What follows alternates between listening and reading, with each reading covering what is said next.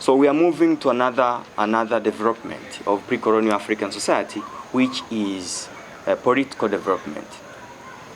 The African historiography, they have tried very well to explain how the pre-colonial African societies developed in terms of political.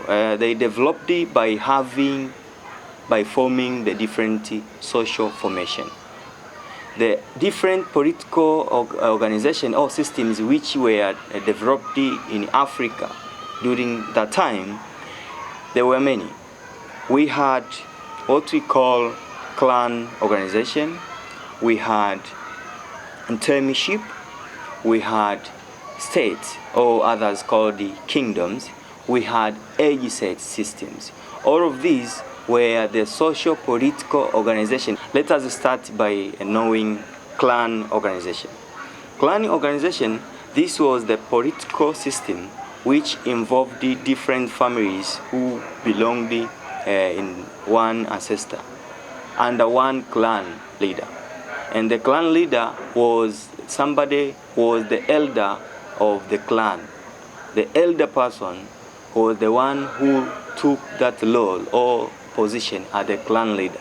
So the different families who shared one ancestor became together and they had their leadership, which was under the clan elder. It's developed in different societies in Africa. For instance, the Kikuyu people there in Kenya, we had the Skuma, we had the Kuria, we had the Gogo. They developed the clan organization. So the clan organization was conducted in two ways. We had the patrilineal clan society, and we had the matrilineal clan society. The patrilineal clan society, these were the societies which heritage came or went to the father side or to the side of a husband. Why? And the heritage went to the side of husband. And also the husband had to marry a woman and take her from her home place to his home place. But also we had what was called the matrilineal society. For instance, in matrilineal society, we had the Kikuyu people, they were the matrilineal. We had the Makonde, who are found in southern parts of Tanzania. These were the matrilineal society, whereby the heritage was laid on the side of a wife. So a wife, once the marriage was fixed by a man moving from his place to his wife's family, and therefore even the heritage had to follow the family, the wife family line.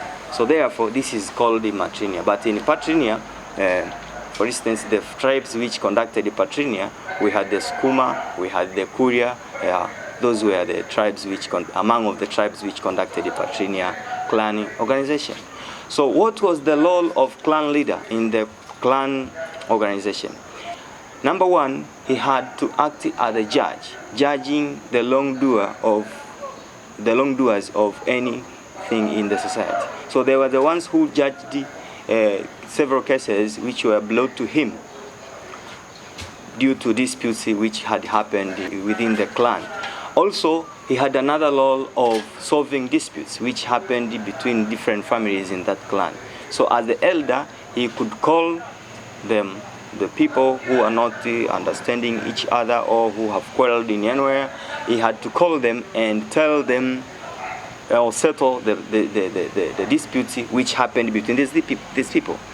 But also, he had the role of distributing the land to the clan people. So he was in that position of deciding who to own which land, who to own which land. So he distributed land among the people of his clan. But also, he was the one who set the marriage among the clan.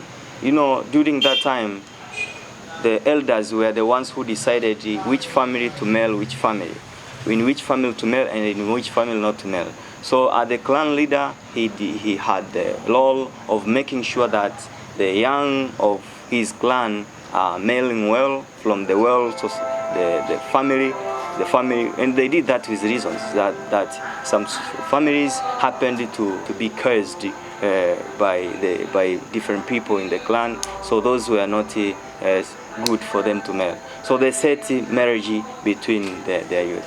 So those were among of the few things or the laws which prayed by clan head during the clan organization. They also had what we call intimacyship. Intimacyship was greater or bigger than clan. It involved different clans who came under one person known as chief from the clan which seemed to be superior among all different clans.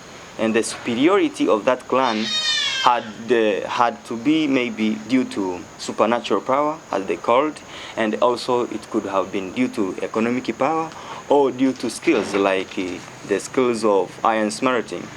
Several of those clans which belonged or which had possessed the clans which possessed those skills have like iron smelting or which had supernatural power, they became the leader of other different clans. So the intimacyship was organized under one mtemi. For instance, we have good number of examples in Tanzania. Nyamwezi people conducted intimacyship. We happen to hear about Chief Mirambo. Mirambo was the 10th chief in that line of chief in Nyamwezi people.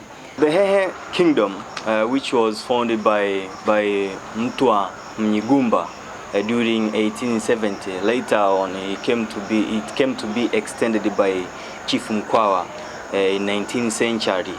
So these are among of the chiefdoms or the intimacyship organization which happened in pre-colonial era. Therefore, we have also the age-set system, or the kind of pastoral or age-set system, or the kind of political organization which was based on age, in terms of responsibilities and role played by different people of age in the society.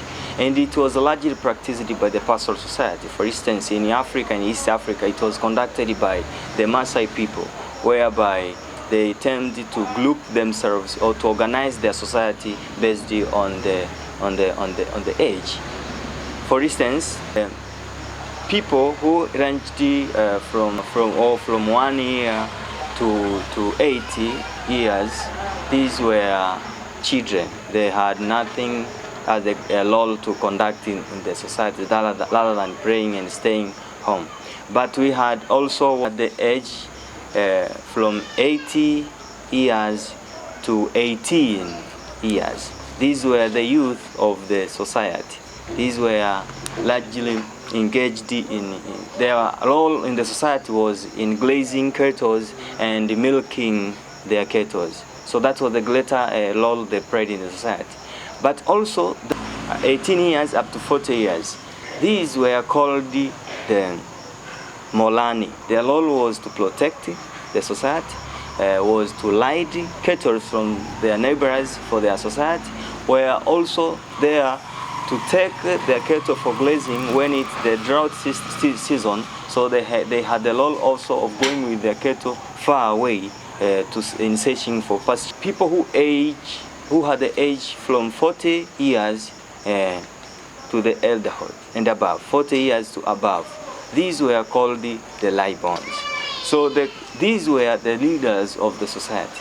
So the age-set system for the Maasai people was under the Laibon, who was the leader of the society. The Laibon was chosen among those Laibons. The head of them was chosen among those Laibons who were elder.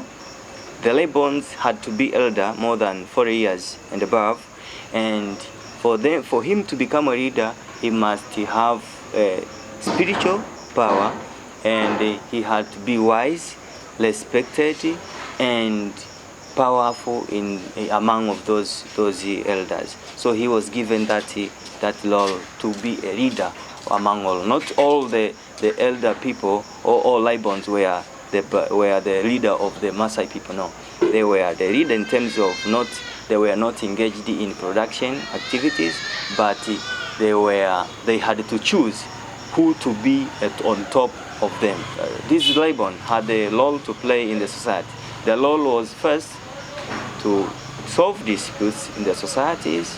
They were spiritual at the same time. They were the political leaders of the societies. They were the ones who decided or set marriage in the societies. They distributed cattle among their societies, and they solved the disputes among their societies. So these were among the roles played by the Libon in their societies. So this kind of political system was developed mostly by the pastoral society. As we have said, the Maasai is among of the people, among of the society, which conducted this kind of political organization in Africa. But also we have what was called the state organization or kingdoms. State organization was the highest and the greater political system in Africa, and very powerful. And this one we shall have to discuss by pointing out different states which were formed in Africa. And we shall have to start with Western Sudanic states, which were the L states in Africa in this next session. So for today, let us end up here by discussing how membership, age set system, clan organization were conducted in Africa as the part of political development during the time when the colonialists had not arrived in the African continent. So this is called the development of African societies in terms of politics before the coming of the colonialism in Africa. So the next session we shall have to discuss about how the Western Sudanic states were formed and their prosperity during that time.